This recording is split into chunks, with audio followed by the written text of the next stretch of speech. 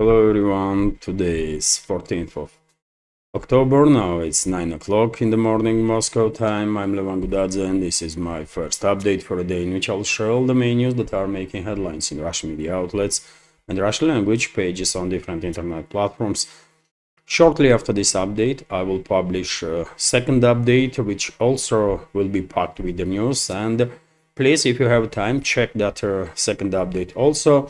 And later on today, towards the afternoon, evening time, I will publish a new episode of Headlines, short summary of the news that I will talk about in today's final update on my Patreon page. And if you are interested in more news from Russia and more commentary from me, please consider to join our Patreon community. Link is under this video in the description box and in the pinned comment. That's being said, well, let's go through some news now. And first of all, short summary of the situation on Ukrainian battlefield. Let's go sector by sector. So in Kherson direction, no crucial changes. Main focus of both sides are now on islands on the Dnieper River and delta of the Dnieper River. And if you remember, recently I reported that according to Russian Defense Ministry, all the big islands in the delta of the Dnieper already are under Russian control, and I guess biggest islands on the Dnieper itself also are under Russian control, and periodically we are receiving information about operations of the Russian DRGs, Russian recognition and sabotage groups that are crossing Dnieper River more often and conducting operations on the right bank of the Dnieper. Nothing extraordinary yet, but this activity of the Russian troops may be the indicator that possibly sometime in relatively short future there might be some sectoral scale operation in Kherson direction. Also, Russian troops are intensifying artillery fire on points of concentration of the Kiev regime forces on Zaporozhye sector, in Orekhov direction and Kamenskaya direction, although when it comes to operations on the ground, there were no reports about crucial changes in this regard. Also, Russian troops further intensifying local scale offensive operations on South Donetsk sector of the front line and are closing into Bogoyavlenka settlement, which is located on the northern western side from Uglidar, which was liberated by Russian troops relatively recently. Russian troops also are closing into Katerinovka and Yelizavetovka settlements from the southern side, and most likely before end of this week, Russian troops will establish full control over the at least Katerinovka settlement and also Antonovka settlement, which is located, as you can see, on the northern eastern part side of Katerinovka. Progress of Russian armed forces did not stop after liberation of Uglidar. Russian troops are advancing on a daily basis. When it comes to Pokrovsk direction, we had an update that Russian armed forces established full control over the Mikhailovka settlement. This information was confirmed by Russian Defense Ministry, and if you take a look at the map, dear friends, you can clearly see that Selidovo, relatively large town in this area on the southern flank of Pokrovsk, is in operational encirclement. Now from north, from east and from south, Russian troops are basically on outskirts of this city, and I guess it's only a matter of days at this point, and Russian troops will begin military operations inside the Selidovo also. Most likely Russian DRGs already are actively operating inside Selidovo. Also, Russian troops are advancing towards Lisovka settlement. Earlier there was reports that Lisovka was under full Russian control, but that was a probably early call. Russian troops are on outskirts of this settlement. I guess before end of this week, this village also will be liberated by Russian forces, and I have expectations that Russian troops before end of this week will begin offensive operations on the southern side of Mirnograd city also, which is located right next to Pokrovsk. Also, Russian troops are continuing advances in Toretsk direction, And reports are coming in, this is Toretsk, reports are coming in that Russian troops are conducting operations in a central part of this city. Southern district, as I reported earlier, is already under Russian control, or at least in a gray zone. Reports are coming in that Russian troops establish control over this minefield or mine, basically, and the Terikon area, which is overlooking basically Toretsk itself. And yesterday, I believe, I reported that Kiev regime is beginning to withdraw from the Toretsk more or less battle-capable formations, and most likely this is done due to understanding by Zelensky and his associates that in no circumstances Kiev regime's formations will be able to hold on to Toretsk for a long time, and probably they will leave in Toretsk just forcefully mobilized and barely trained personnel to just slow down a little bit Russian progress in this direction and give some time to Zelensky and his criminal associates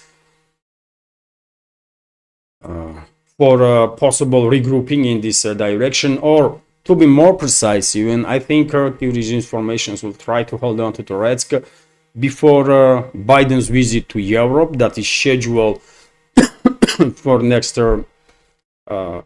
several days, and after that probably Kiev regime's forces will completely withdraw from Toretsk, if they will manage to do so, because the Russian troops may conduct a lightning or pincer operation in this direction and encircle the city. Also, dear friends, quite interesting update that on Chisovyar direction, Russian troops basically established control almost over the entire territory from Kurdyumovka to Chisovyar on the eastern side of Seversky Donetsk Donbass channel. There may be some small groups in the fields somewhere here of the Kiev regime, but operational control over this territory is under Russian control from Kurdyumovka, Andreevka, Klishevka area and up to Chisovyar city itself. And when it comes to Chisovyar, reports were coming in that Russian troops cross Seversky Donetsk Donbass channel on the southern flank of Chisovyar and are advancing towards southern districts of this city. And Russian troops, earlier I was reporting that Russian troops had their significant local scale but significant success on the northern flank of Chisovyar, and I guess it will take maybe a week or two, and Chisovyar will also end up in operational encirclement. Russian troops further increasing pressure on Kiev regime's formations in Seversk direction. Main hotspots right now are Serebryanka, Grigorievka settlements. Reports are coming in that are contradicting each other. According to some reports, Russian troops have established control over these two settlements. According to other reports, these settlements are disputed and the Russian troops are on outskirts of these villages. Same can be said about Verkhny Kamenskaya settlement. There was reports that this settlement is under full Russian control, but I guess that was a bit early call and settlement is disputed. But in any case, if you take a look at the map, dear friends, this is Seversk here, this is Verkhny Kamenskaya, and this is Serebryanka and Grigorievka. So Russian troops are basically on outskirts of Seversk, distance from forward positions of the Russian armed forces, and Seversk itself is about 3 to 5 kilometers maybe, and that's it. So Russian troops, as I said, increasing pressure on Kiev regime's formations in this direction, and probably before end of autumn we will see major push towards Seversk. When it comes to Kupiansk direction, there are reports that Russian troops are conducting operations in Petropavlovka now.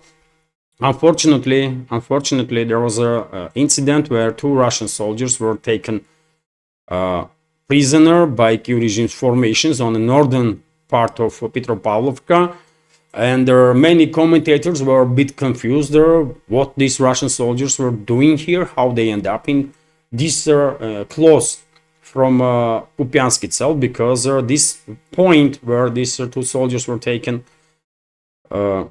captive is located basically on outskirts, one may argue, of Kupiansk itself. But I guess this is the progress of the Russian troops that happened during the previous several days. And yes, now Russian troops are conducting operations on the outskirts of Petropavlovka settlement and Kupiansk itself. When it comes to northern flank of Kharkov region, no crucial changes in this buffer zone that Russian armed forces created. In Volchansk and Lipsy directions, Russian troops are continuing bombing campaigns of Turkish regime's formations on the northern part of Volchansk, from which basically almost nothing is left at this point. Maybe some underground facilities where Turkish regime troops are trying to hide, but well, it is difficult to hide from FAB 500 or FAB 1500 or FAB 3000, isn't it? So therefore, I guess Russian side is using this northern part of Volchansk as a sort of trap for Kiev regime's formations. Russian troops are not really pushing Kiev regime's formations out of this part of the city because they know perfectly well, as long as the Kiev regime's forces are maintaining at least some positions in the northern part, Zelensky and his associates will send and sacrifice basically more and more troops in this direction. And well, then it only takes a couple of FAB gravity bombs or glide bombs basically, and another units are sent, and then another. So it is clearly a trap, in my personal opinion. Otherwise, Russian troops would establish full control over the northern part of Volchansk a long time ago if they had such a plans. But you know, they see they can use this territory as a trap, so why not then? And we had no crucial changes on the Lipsy direction, although Russian troops, by the way, are on outskirts of this settlement, and Russian DRGs are conducting operations inside the city also, and are directing basically long-range Russian artillery and missile fire. And of course, Russian Air Force is also very active, and whenever point of concentration of the Kiev regime's forces are located, or a point of command and control, Russian Air Force is called in and their strikes are taking place. And there are plenty of videos on internet about strikes on Kiev regime's formations and command and control centers in both directions, Volchansk, Lipsy, and also in Sumy direction, which is our neighboring region. And when it comes to Sumy direction, of course, this direction is important because Kiev regime is concentrating its forces in Sumy to send them to this Kursk salient area, which is shrinking, which is temporarily occupied by Kiev regime, and shrinking on daily basis. Although I guess Russian troops have a very same approach here as in Volchansk direction. Russian side is pushing around Kiev regime's formations. At this point, more than 20 settlements already been liberated from invading force. Although, yet again, Russian troops are not in a hurry to force entire contingent of the Kiev regime's forces in the Kursk salient area and also NATO mercenaries out of this territory, because they know perfectly well, as long as the Kiev regime's formations have at least any positions in this salient, Zelensky and his associates will send more and more reinforcements in the Kursk salient direction, and therefore these very troops would not be directed on other sectors of the front line where Russian side has significant progress, as I explained in previous updates. For example, Sovdanetsk sector, or Pokrovsk sector, or Toretsk sector, Kupiansk sector, by the way, or Seversk. So clearly, as I predicted from earlier of beginning of this invasion into Kursk region, this territory clearly become a trap for a Kiev regime. And I guess at this point, not Zelensky, not anybody else around him has no idea how to deal with this situation. They don't want to withdraw because that will be a huge media loss. They don't care about loss of personnel, military personnel and equipment that much, but they do care about media or optics, right? And if they will withdraw troops right now and try to save as many troops as possible and as many equipment as possible, then that will be huge media defeat of Zelensky. And because entire Kiev regime's propaganda is based on media optics, I doubt that they will make such decisions. So therefore, Kursk salient area most likely will continue to be trapped for key regimes for at least several more weeks, let's say. Although, of course, everything might change after Biden's upcoming visit to Europe. Once this visit will end, and when Zelensky and his associates will realize that they are not getting any additional money or any additional weapons that are already being promised, probably they might start withdrawing troops from this salient area, if they will manage to do so, because reports are coming in that key regimes formations being encircled in several areas, especially in the northern part of Kursk salient. And Russian troops also, as I said, dear friends, are pushing around these invading forces, dealing significant damage to it.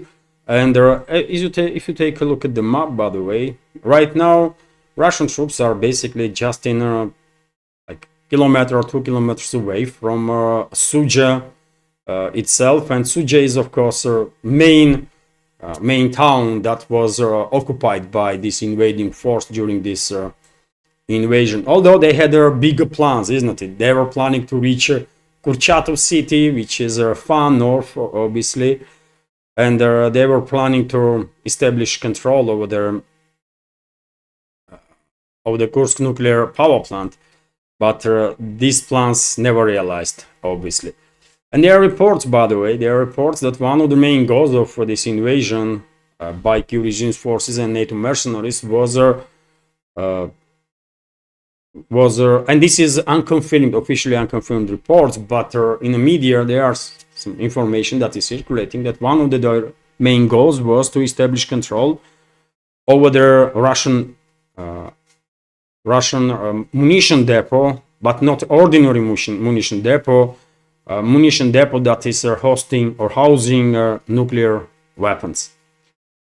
And there are rumors that or reports on several sources that one of their main goals was not just Kurchatov city, which is here, by the way, where Kursk nuclear power plant is located, but also that base that I have no idea where that is, but somewhere, according to this report, somewhere in the Kursk region, which was housing nuclear weapons, and Zelensky's troops never reached that base, and I guess they never had real chances to reach it, but they try.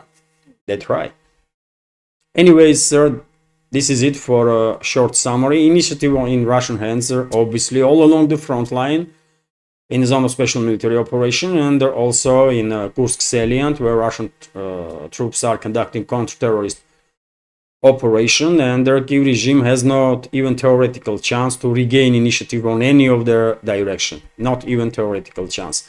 Now let's go through some other news. And RIA Novosti's report about Mikhailovka settlement in the DPR that was liberated. This is Pokrovsk sector of the front line, of course, right next to Selidovo, and I already mentioned this progress of the Russian armed forces. Also, RIA Novosti is reporting that, according to Argumenty Fakti newspaper, Kiev regime's formations kidnapped about 1,000 civilians from Kursk salient area and talked them into control their territory, which is a big deal. Obviously, this goes against the Geneva Convention. Obviously, they cannot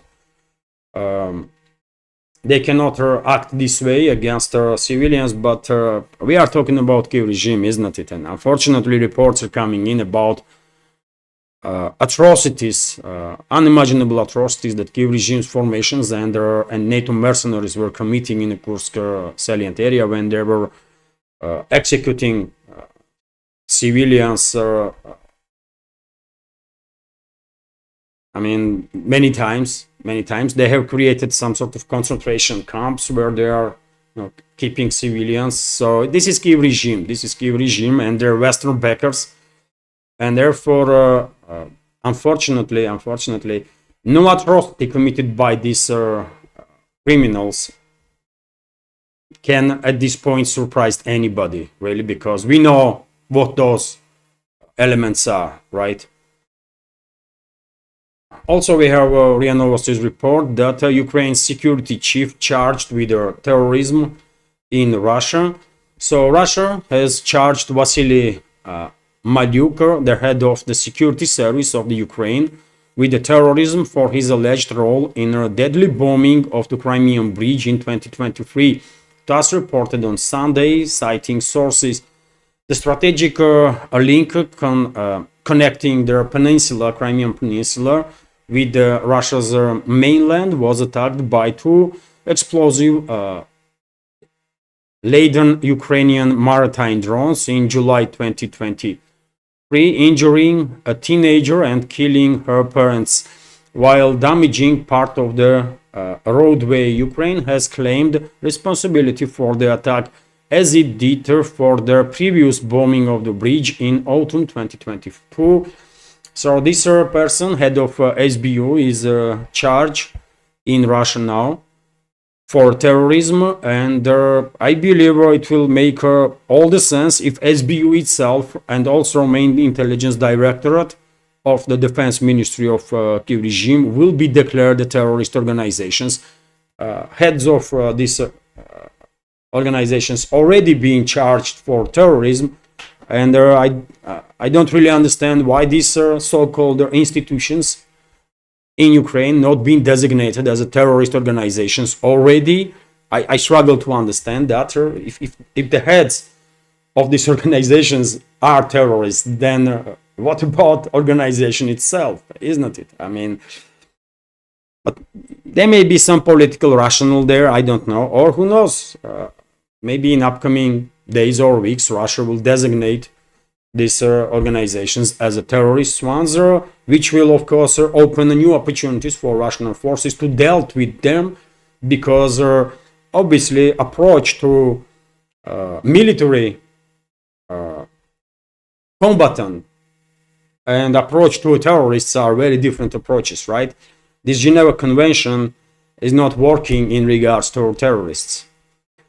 Anyways, let's continue. And RBK News Agency is reporting that NATO member states began today their nuclear military exercises, Steadfast Noon, which will last for a week or two. 13 countries will participate in these nuclear exercises, and you guess against which countries they are training to use nuclear weapons. Definitely not against aliens. Definitely.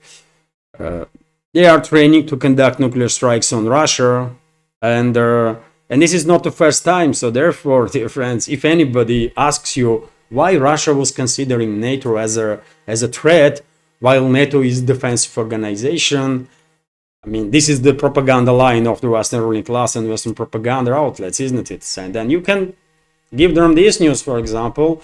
What about these nuclear exercises? What do you think Russians gonna, how Russians gonna, receive this information? They're gonna be happy that NATO is training to conduct nuclear strikes on Russia, or what? Is it a threat or not? And after all, dear friends, there is so much information is available. If anybody still thinks that NATO is a defensive organization, I don't know. I have Mountain Everest to sell to that person, and I mean, you cannot believe in that. Anyways, that's the news, dear friends, that this nuclear exercises, Steadfast Noon, has begun in Europe. Also, RT is reporting that a new Russian nuclear doctrine called Cooled Western Hotheads, according to Lukashenko, president of Belarus. Russia made the right decision to amend its nuclear doctrine because it prevented a further escalation of the Ukrainian conflict by Kyiv's Western backers. Belarusian President Alexander Lukashenko has stated, and I think he has a point. I also have the impression that recent statements from Russian president about update in Russia's nuclear doctrine clearly reached its address, clearly reached at least some people among decision makers in the West, and after that statement of the Russian president, we clearly seeing that it seems like Western ruling so-called elites are no longer that keen to promote this idea of long-range strikes deep inside the Russian territory by NATO weapons, because they understand Moscow was very clear: if those attacks will take place, we know it was you. We will take it as a NATO's direct attack on Russia, and there will be consequences.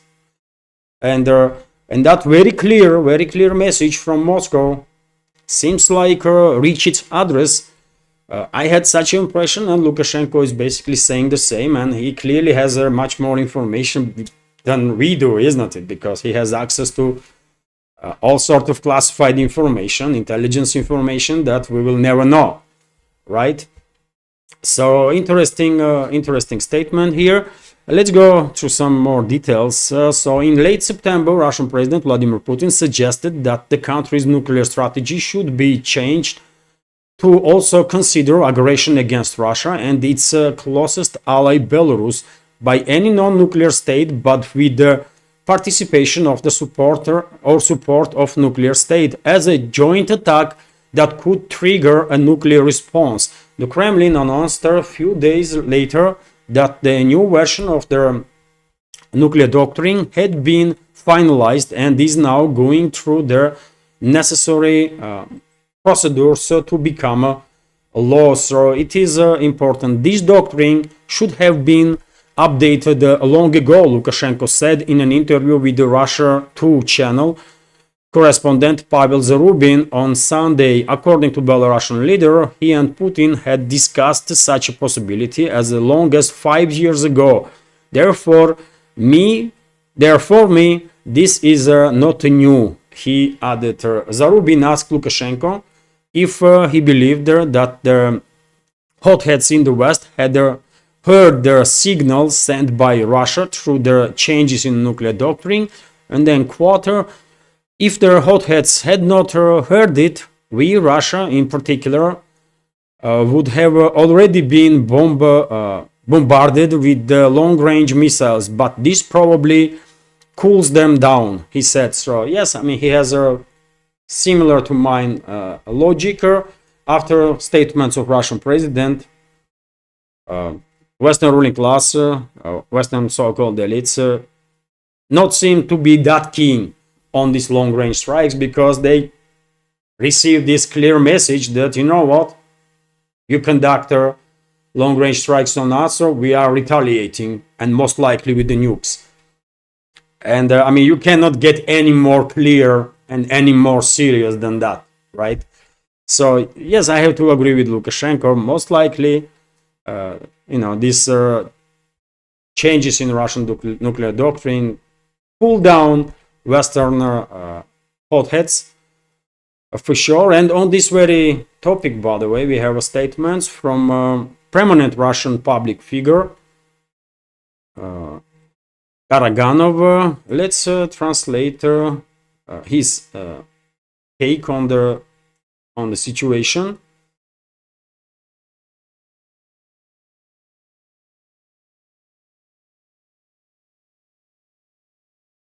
It's gonna be interesting, I believe. So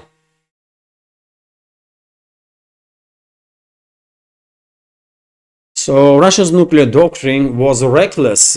We need to change it in practice, said Sergei Karaganov, a researcher, director of the Faculty of World Economy and World Politics at the National Research University High School of Economics. We waited too long. We had a reckless, careless nuclear doctrine. We need to change it in practice. It is absolutely clear that strikes on the territory of the Russia, on our citizens, our military arsenal, our armed forces, should be the reason for the use of nuclear weapons. Now we have moved in this right direction with a huge delay, because we entered the special military operation without turning on our most important resource, nuclear. We acted carelessly and recklessly. Now we are returning to the common sense, said Karaganov. He is quite critical when it comes to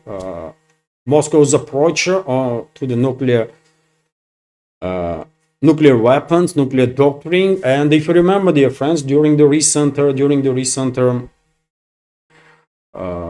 forum in St. Petersburg, economical forum, Karaganov was a host basically of these talks during their, on the sidelines of their economical forum, on which Putin was also presented, and he had some exchange of opinions with the Russian president, and he clearly, openly disagree with the Russian president, even recommended that some changes to be made in the doctrine. And as I said, dear friends, Karaganov is a highly respected intellectual here in Russia, right? This person is not some hothead that wants some nuclear war to happen. He has his argumentation whenever he speaks on this topic, and people are listening because, as I said, he's a prominent public figure, top intellectual here in Russia, and I listened several times to his argumentations, one of which is that unfortunately Western ruling elites, Western ruling class has no more fear of their nuclear escalation, and that's why they are acting this recklessly. And maybe if Russia will deploy tactical nukes, not in a large scale, but that will bring this Western ruling class to their senses, and therefore it will become possible to avoid their full-scale escalation, which will be end of everything, basically, right? This is my interpretation of his one of the arguments. But let's go through this news once again. So, according to Karaganov, this appeals not only to the conflict with the West in Ukraine. Now, the world has entered the acute period of long-term crisis and wars associated with the reconstruction of the world system. If this tool does not work, then we are doomed to a series of wars and then to a bigger war.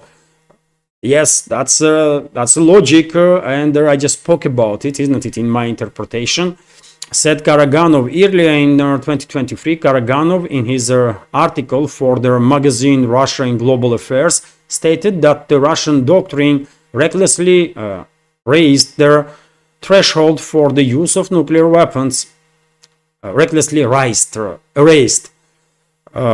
threshold for the use of nuclear weapons. According to him, the aggressiveness of the Western elites is growing, and he sees no other way to awaken their sense of self-reservation except through strengthening the nuclear deterrent. Karaganov also moderated the plenary session of the St. Petersburg's Economic Forum in June 2024. I mentioned this forum.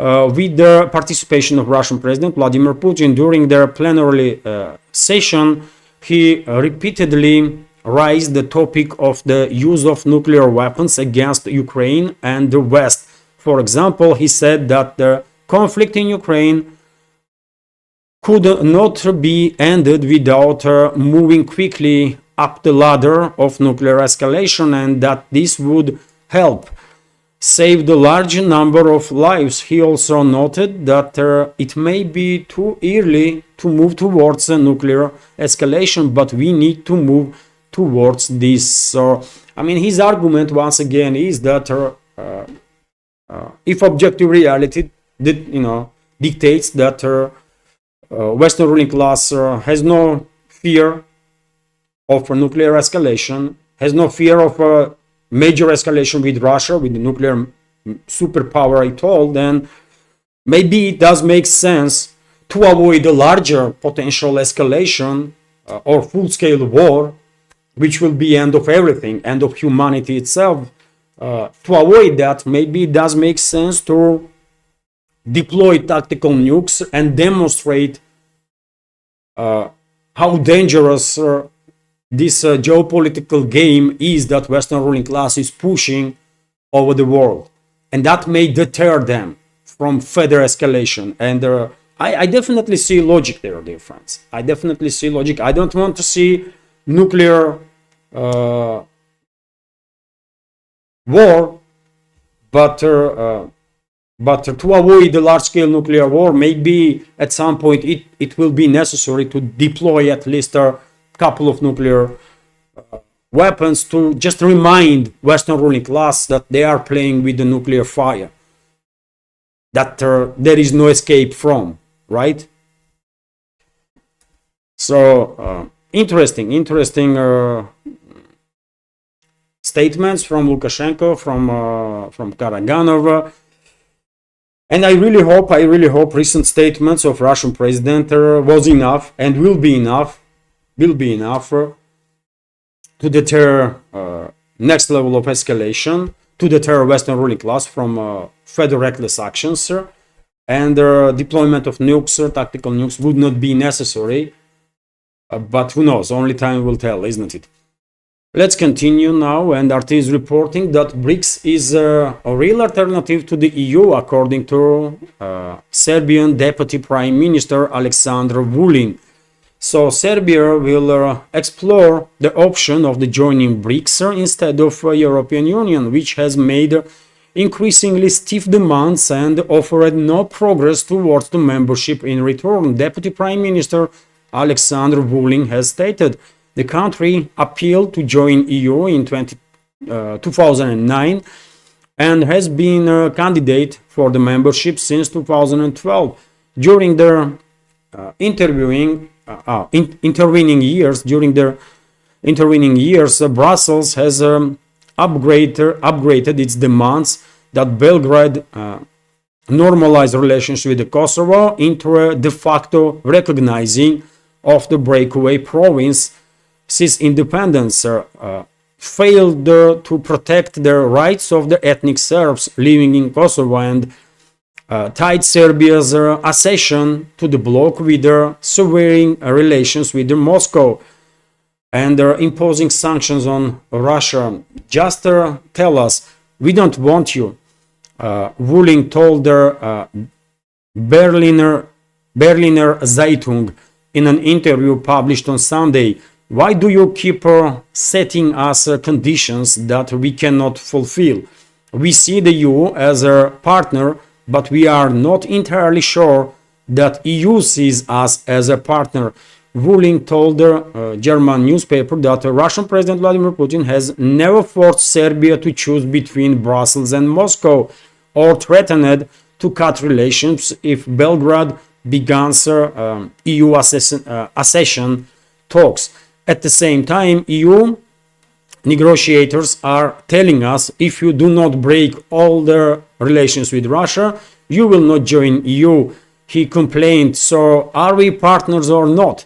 Or do we not have the right to our own interests? Serbia will attend the BRICS summit in the Russian city of Kazan later this month with an eye on joining the growing economic group, and that will be exactly the right decision. And Vulin definitely has a point, isn't it?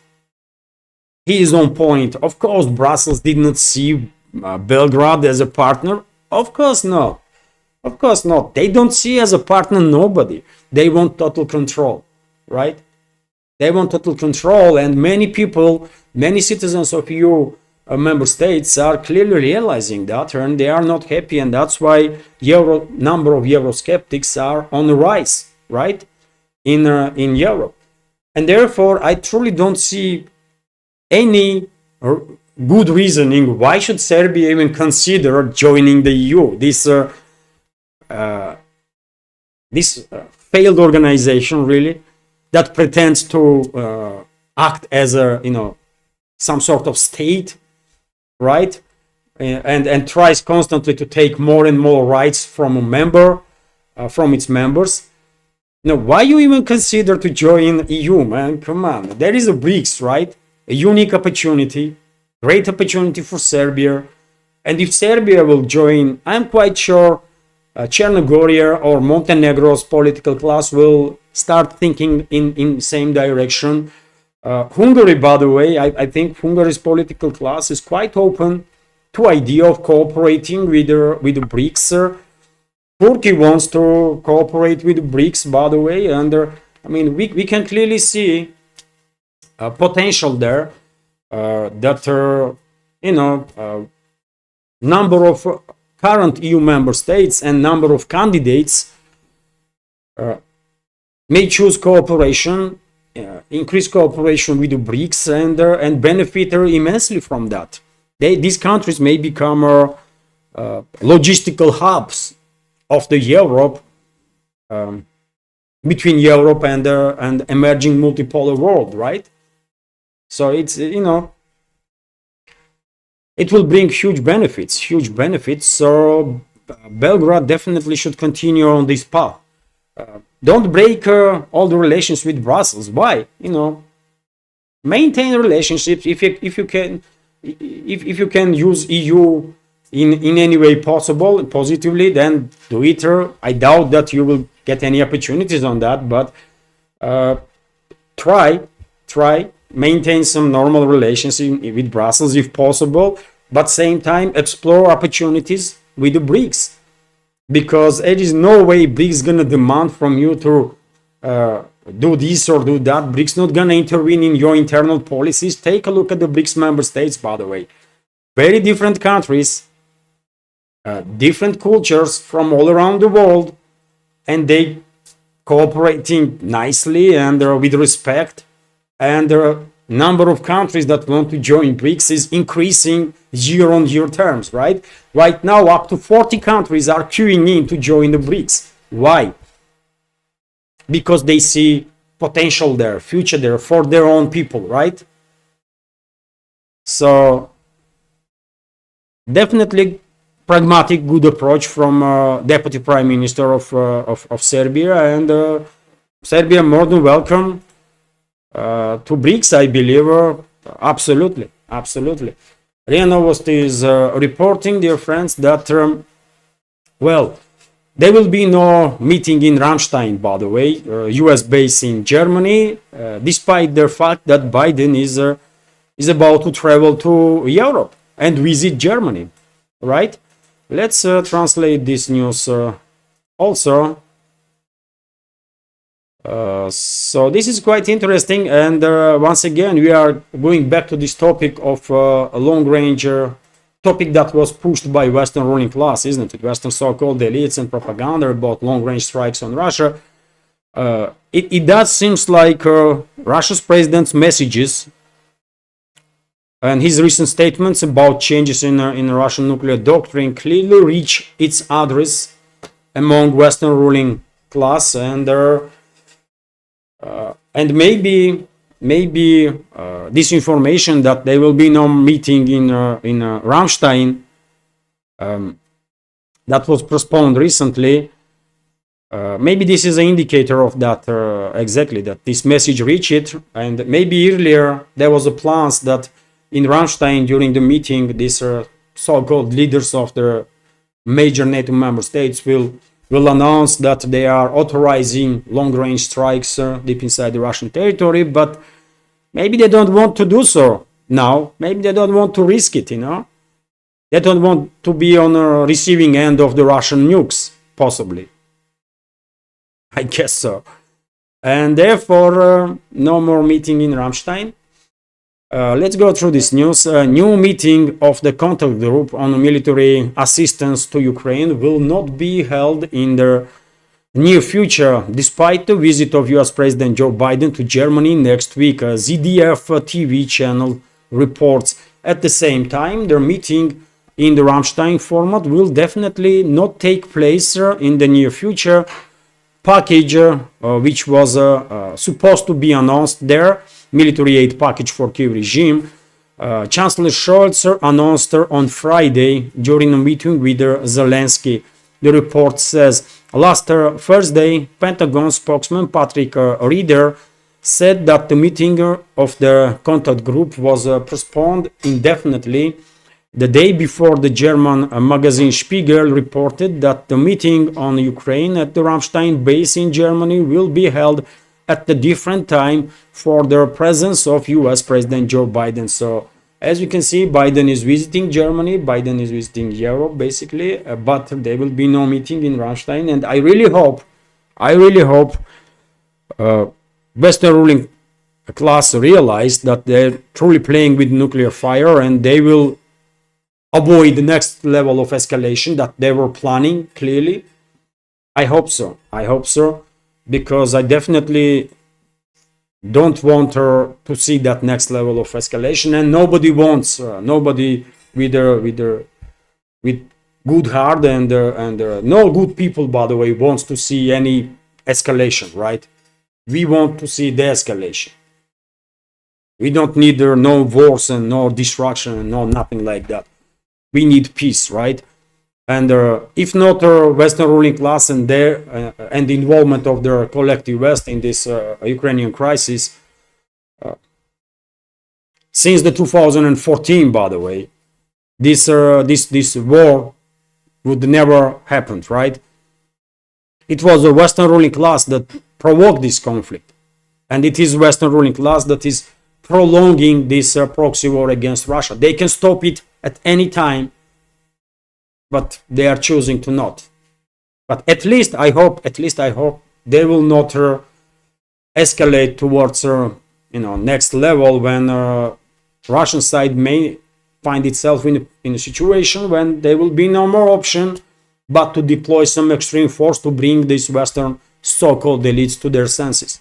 And therefore, I mean, I don't know, Lukashenko spoke about it, Karaganov spoke about it, I also have hopes that recent statements of Russian president reach its adressat, and there will be no next level of escalation. I hope so. RBK News agency is reporting. How long is this update, dear friends? I have to keep it like, come on, man. Wow, 46 minutes. And I have a second update prepared also. Wow. Okay, dear friends. Okay, it is too long. I will give you the rest of the news in second update. Let's end this video now. I should check earlier. It's 47 minutes now. Okay, dear friends, this is the first part of today's first update, or call it first update. Shortly I will publish a second update with more news, with more important, interesting news, and I hope you will find time to check that second update also, and hopefully you will find this update interesting and useful. And if so, please click that like button, leave some commentary just about anything, any topic. This is the only way we can at least try to influence algorithm, isn't it? On all platforms, by the way, on YouTube and also on Rumble. And dear friends, you know my channel will never be monetized on YouTube, but it is monetized on Rumble, and if you can, please watch my videos on Rumble and subscribe to my Rumble channel, that sometime in the future, if more members will watch my videos on Rumble and our community increase there, maybe sometime in the future Rumble will become some significant source of support for this project. So yes, please click that like button, leave some commentary, and if you like my work, if you want to support, you can do it with donations through PayPal or Boosty platform, or by subscribing to my Patreon page, on which, dear friends, I have plenty of extra content, final news updates of the day on weekdays. Also, right now I'm actively working on behind the scenes program, and today I was unable to publish it yesterday, but today I will publish new episode of behind the scenes about last week. So hopefully Patreon community will find it interesting. So yes, all the links are on this video in the description box and in the pinned comment. And well, I will record now second update for the day. I hope you will join me in second update also. Have a great day. Successful new week, and take care.